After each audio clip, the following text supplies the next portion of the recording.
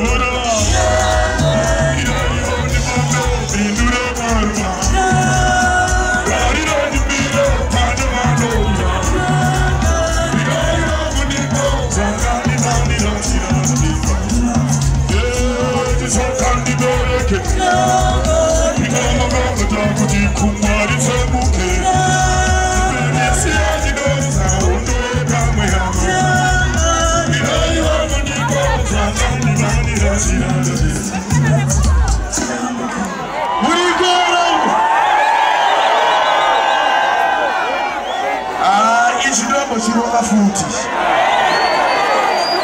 Wanda uchilo sina makitari. Chilo wanemi.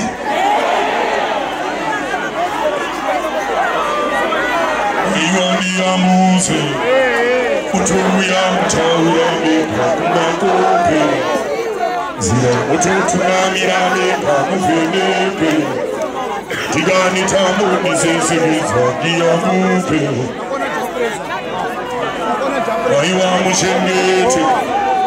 Anyama munigana uwa mamire. Oga mami kawano batwani mambu vizibu. Urogo ile miya wangu nisembeke. Waiwa musimuze. Chiboye umemune choreni umureruse. Mitoro yakaremera hama mufumureru. Chezo chinogigo yagaipachisha hesi.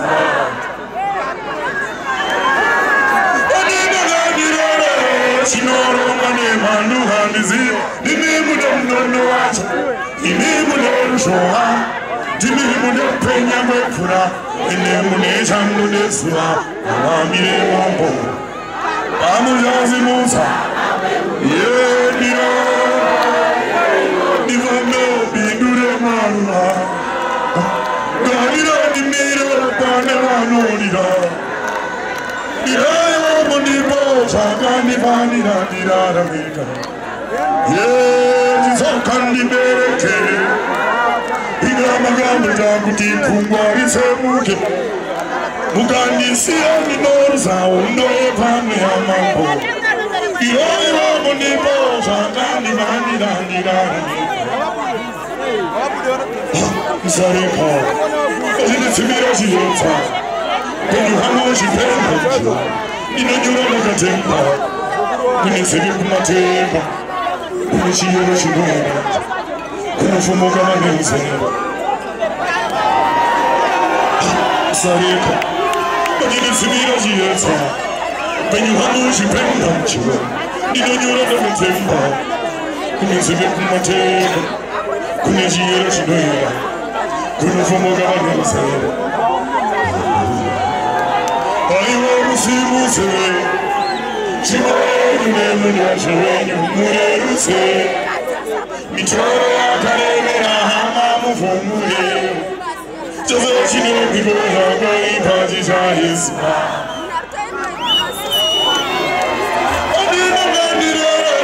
Chinoro mane mandu handizi. Nimi munono wacho. Nimi munono shoha. Nimi munono penya mwefura. Mune changu nesuma. Amamire Ibamu jazi musa. Bamwe muguru wao. Iyo nibambe bidure maua. Iyo munibo. Iyo munibo. Chakandi vani nani nani. Iyo jisokandi bereke. Igama mgambe nakuti kumbalize buke. Mgani siya ninoruza undoe pangwe ya. Mirara munibo chakandi vani.